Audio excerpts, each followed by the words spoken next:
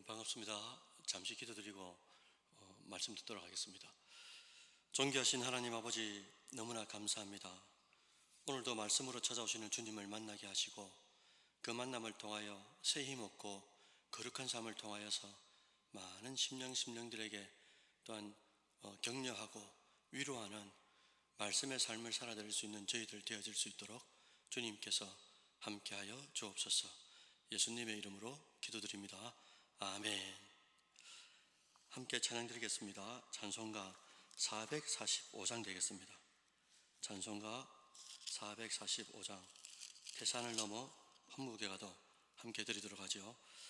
태산을 넘어 험곡에 가도 빛 가운데로 걸어가면 주께서 항상 지키시기로 약속한 말씀 변치 않네.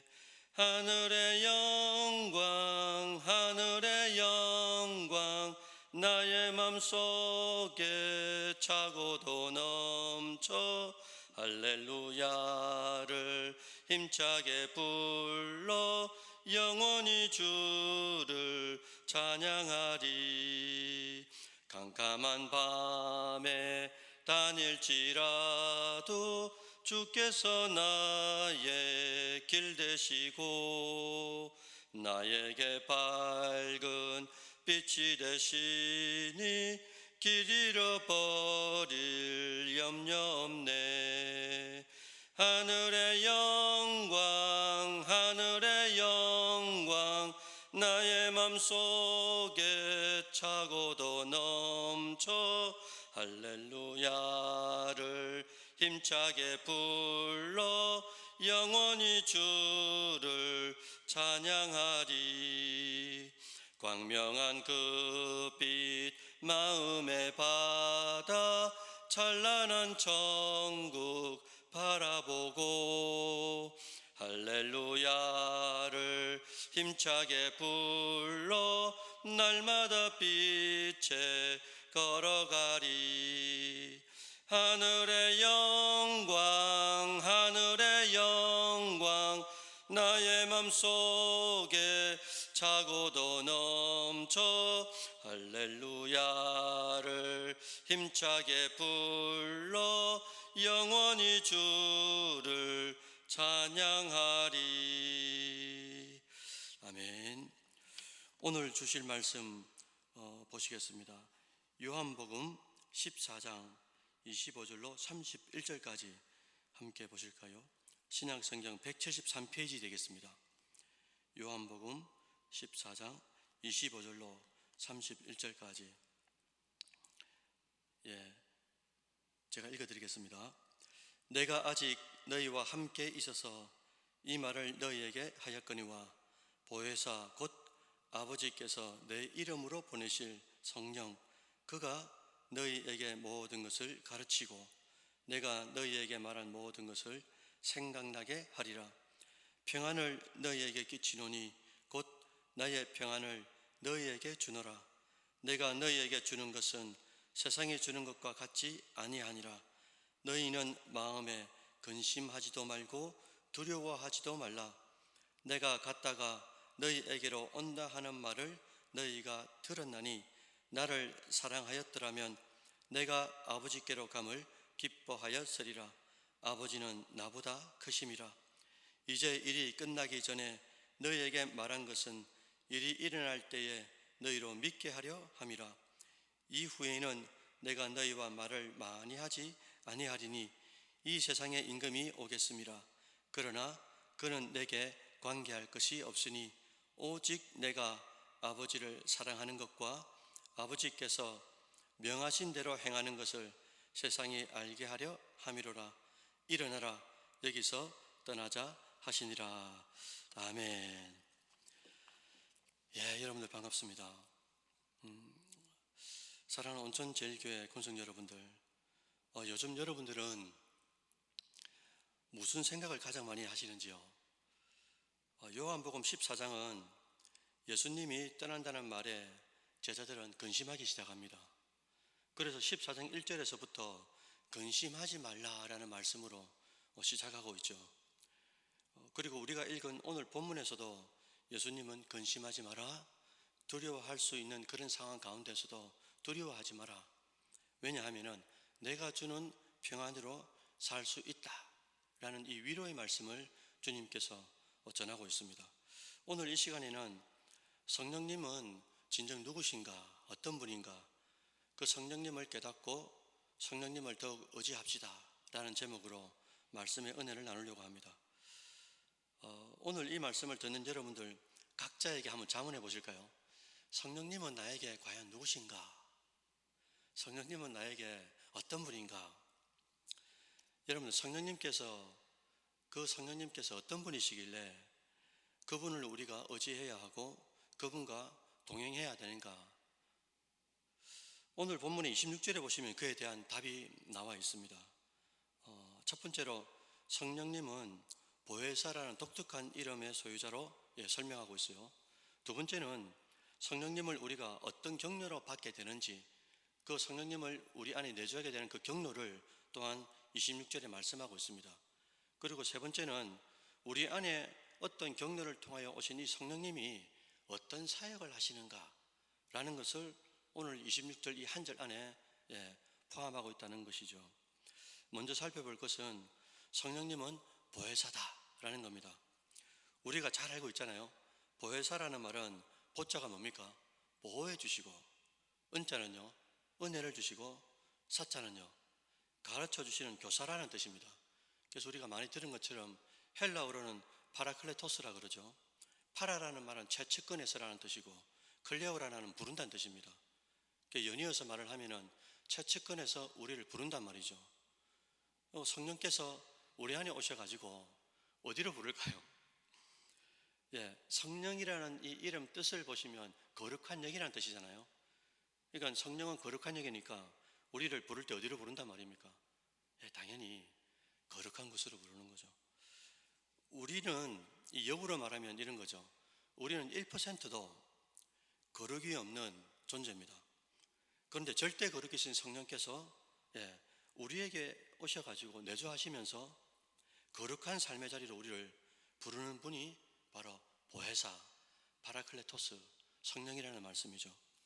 두 번째로 그 거룩하신 성령님이 우리에게 내주하시는 내주하게 되는 이 정해진 루트가 있다는 겁니다. 그 루트가 바로 26절에 보니까 아버지께로부터 내 이름으로 성도에게 보내신다라고 말씀하고 있어요. 예수님의 이름으로 보낸다? 주님의 이름으로 보낸다? 여러분, 이게 무슨 말일까요? 예수님의 이름이란 말은 예수님의 존재를 말하는 거잖아요. 본래 우리는 저밖에 없어가지고 절대 거룩이신 성령을 받을 수가 없어요. 그리고 성령이 만약 우리 안에 오고 싶어도 거룩하신 성령이기 때문에 우리 안에 내주할 수가 없습니다. 그런데 신이면서 인간 되시는 유일한 중보자 예수님을 믿는 그 믿음 때문에 우리를 의롭다고 여겨주시고, 그 의를 보고 절대 거룩이신 성령님은 우리 안에 오실 수 있게 되는 거죠. 그래서 하나님은 예수님의 이름, 즉 예수라는 존재를 통해서 성령은 우리 안에 거하게 하신다. 그리고 그 거하게 하신 그 성령께서 예수님의 남은 사역들을 각각의 성도들에게 감당하게 하신다라는 것입니다. 세 번째로 우리 안에 오신 성령님은 어떤 사역을 하시는지 26절에 또 기록하고 있지 않습니까? 우리에게 모든 것을 가르쳐 주신다고 말씀하고 있어요. 그리고 성령님은 예수님이 말씀하신 모든 것을 생각나게 하시는 사역을 하신다라고 말하고 있습니다. 제가 이전에 한번 말씀드린 적이 있는지요? 어느 교회 집사님께서 주유를 하려고 주유소를 쭉 들어가려고 이제 하는데 갑자기 한 차가 오더니 이 새치기를 하는 겁니다. 이 집사님이 놀라기도 놀랐고 또 뭡니까? 이 좀 기분이 나쁘니까 클락션을 빵 하고 눌린 거죠. 그랬더니 그냥 그 차가 이렇게 쭉 새치기를 하고 주유를 하고 나가는 줄 알았습니다. 근데 앞서간 이 차가 쭉 출구 쪽으로 가더니 이 갓길로 되는 거예요. 그러더니 한 사람이 내리는데 덩치가 큰 남자가 내리는 겁니다. 그래서 집사님이 이걸 또 모습을 보고 내가 클락션을 빵 하고 눌린 것 때문에 기분이 나쁜가 이런저런 생각을 하고 있는 차에 이 덩치분 이분께서 이 운전석에 있는 창문을 이렇게 두들기는 거예요. 그래 이 집사님이 여러분 문을 얼마나 열었겠어요. 창문을 갖다가 빼꼼하게 주먹이 안 들어올 정도로 요만큼만 열어가지고 왜 그러시냐고 시치미를 뗀 겁니다. 그랬더니 이 덩치분이 뭐라고 하시냐면요, 죄송하다 하면서 큰절하듯이 90도로 인사를 쫙 깍듯하게 하던다는 거죠. 그러면서 하시는 말씀이 걸작입니다. 저는 예수 믿는 사람인데 오늘 아침에 큐티를 하면서 제가 깨달은 말씀이 있습니다. 그게 뭐냐니까 믿음이라는 것은 용기 있게 자신의 잘못을 비는 것이다, 용서를 비는 것이라는 말씀을 받았는데, 선생님 혹시 제가 아직까지 이전에 있던 버릇, 이 새치기 하는 거라든지 다른 사람을 헤아리지 못하는 이런 버릇들이 아직까지 남아있어 가지고 제가 조금 전에 새치기 해서 마음이 불편하다면 용서해 주십시오 하더니 다시 큰절하듯이 90도로 깍듯이 몇 번이나 인사를 하는 거예요. 그리고 조용히 사라지는 겁니다. 집사님은 지금 방금 일어난 이 몇 분 안 되는 그 상황 속에서 성령님을 모시고 다시 생각을 해봤어요. 한참을 묵상한 끝에 참 나도 집사이지만 저게 바로 믿음이구나. 성령님이 생각나게 하시는 그 말씀에 용기를 내고 그리고 용서를 구하려고 실제로 몸을 움직이는 것. 사랑하는 성도 여러분들, 왜 나에게 혹은 우리에게, 우리 교회에 혹은 이 나라에 그리고 전 세계에 이해할 수 없는 일이 일어나는지, 왜 하나님께서 그렇게까지 허락하셔야 하는지 우리는 다 이해하지 못할 때가 정말 많잖아요. 그러나 분명한 게 있습니다. 하나님은 살아계신다. 살아계신 하나님이 우리를 위하여 독생자를 죽이시기까지 우리를 사랑하시고 지금도 또 다른 보혜사이신 성령님을 우리 안에 보내셔서 거룩한 삶으로 인도하신다라는 겁니다. 이런 믿음이 실생활 가운데 있는 우리에게 삶의 현장에서 혹은 문제의 현장에서 성령님을 모시고 우리는 자꾸 그분께 물어야 되는 거죠. 성령님이 주시는 그 어떤 감동 감화가 혹 없어도 작아도 내 안에 계시는, 그리고 또 가르쳐 주시고 생각나게 하시는 그 성령의 음성에, 성령의 감동 감화에 귀를 기울이는 것, 그리고 계속해서 그분만을 의지하는 것, 그게 믿는 자의 삶의 태도가 아니겠냐는 거예요. 여러분들, 제가 금방 말씀드린 이것을 겸손이라 합니다. 그것이 바로 성도의 삶이 되어야 되는 거죠. 그런데 우리는 이 삶의 현장에서나 문제를 맞닥뜨릴 때마다 생각이 너무나 많은 것 같아요. 그리고 생각이 많다 보니까 말은 더 많은 것 같고요. 잘 알지도 못하면서 또 말을 할 때도 있는 것 같아요. 때로는 이론과 경험이 많다 보니까 더 많은 말을 하는 것 같아요. 여러분들, 사실 우리는 지금 현장에 일어나는 일들에서 잘 모릅니다. 분명한 것은 현실에서 일어나는 이해할 수 없는 일에 대하여 근심하거나 두려움을 주기 위해서 하나님께서 무엇을 허락하시는 분이 아니라는 거잖아요. 우리가 무지하고 연약해서 다 이해할 수는 없어도 하나님이 하실 일이 있다고 믿고 자기 자신과 우리를 뒤돌아보면서 주님의 인도하심을 유심히 살피는 것, 그리고 그 과정을 바라보는 것, 하나님께서 어떤 식으로 인도하실까라고 그 추이를 바라보고 묵상하는 것, 그게 우리가 해야 될 일이 아닐까. 하나님을 믿는 믿음을 잘못하면 말입니다, 맹신이 되는 거죠. 우리가 해야 할, 조심해야 할 일이나 또는 해야 할 일을 게으르게 한다거나 내가 믿음이 있다고 하면서 다른 사람이나 또 사회를 정죄하면서 민폐를 끼치면서 살아가는 것, 그게 성도의 삶이 아니잖아요. 이해할 수 없는 일은 하나님께 맡깁니다. 그리고 땅에서 우리가 해야 할 일이 있다면 최선을 다해서 그 일을 해나갈 때, 그리고 하나님의 뜻이 무엇인지를 말씀을 통해서 찾아가는 과정을 밟을 때, 그때 세상에서 줄 수 없는 평안함이 말씀을 통하여 우리 심령 속에 내재하게 되는 것, 그게 이제 오늘 말씀하시는 주님께서 주시는 것은 세상과 다르다. 그 다른 것이 우리 안에 진짜 있다면 우리가 어떻게 바라보고 어떤 생각을 하고 어떤 말을 해야 되는지 답이 나오는 것 아니겠어요? 우리는 지금 온 국민이 함께 아파하고 있어요. 코로나 신종 바이러스를 통해 주님이 하시는 말씀이 무엇인지를 끝까지 귀를 기울여야 할 때입니다. 그리고 우리가 돌아볼 아픔에 처한 자를 위해서 우리가 기도하고 이단에 대해서도 좀 경각심을 가지고 깨어서 말씀에 붙어 있어야 할 때가 지금이 아닐까 싶어요. 아무쪼록 내 안에 성령님이 내주하신다, 가르쳐 주시고 생각나게 하시는 그분이 내 안에 존재하신다라는 것을 잊지 말아 주시고, 그분이 누구시고 그리고 어떤 사역을 내 안에서 하시는지를 늘 묵상하시면서 성령과 더불어 모든 문제들을 믿음으로 해석하고 말씀으로 해석하고 남은 생애를 살아드린다면 하나님께서 얼마나 기뻐하실까, 그런 생각을 하게 됩니다. 아무쪼록 오늘 하루도 말씀을 붙잡고 내 안에 계신 성령님께서 내 안에 실존하신다, 그리고 그분이 가르쳐 주신다, 그리고 그분이 모든 것을 생각나게 하시는 은혜를 쫓아 때를 따라 주시는 은혜가 분명히 있다라는 것을 잊지 마시고 오늘도 행복하게 살아가는 여러분들 되시기를 주의 이름으로 축원드립니다. 잠시 기도드리겠습니다. 존귀하신 하나님 아버지, 오늘도 요한복음 14장 25절로 31절까지 성령이 어떤 분이신지, 그리고 성령께서 절대 거리 계신 성령께서 죄밖에 없는 우리 안에 어떻게 내주하게 되시는지, 그리고 우리 안에 내주하시는 성령님이 어떤 사역을 하시는지 다시 한 번 더 말씀을 통하여 밝히 바라보았습니다.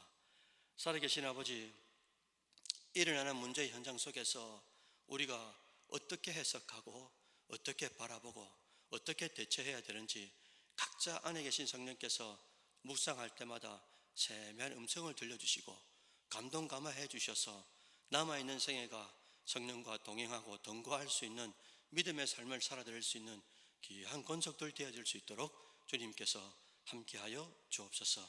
예수님의 이름으로 기도드립니다. 아멘. 주님께서 가르쳐 주신 기도로 마치도록 하겠습니다. 하늘에 계신 우리 아버지여, 이름이 거룩히 여김을 받으시오며 나라가 임하옵시며 뜻이 하늘에서 이루어진 것 같이 땅에서도 이루어지이다. 오늘 우리에게 일용할 양식을 주시옵고 우리가 우리에게 죄 지은 자를 사하여 준 것 같이 우리 죄를 사하여 주시옵고 우리를 시험에 들게 하지 마시옵고 다만 악에서 구하시옵소서. 나라와 근세와 영광이 아버지께 영원히 있사옵나이다. 아멘. 오늘 이 시간 말씀을 생각하시면서 회개했으면 좋겠습니다. 주를 의지하지 않는 이 교만들 주님 주의 보혈로 깨끗이 용서해 주시고, 성령님을 존귀히 여기지 못하고 가벼움으로 주님의 가볍게 살아가는, 또 가짠게 살아가는 우리 인생이 되지 않도록 주님 붙잡아 주시옵소서. 두 번째 또 기도 제목은 현재 온 나라를 뒤덮고 있는 코로나 질병을 위해 기도했으면 좋겠어요.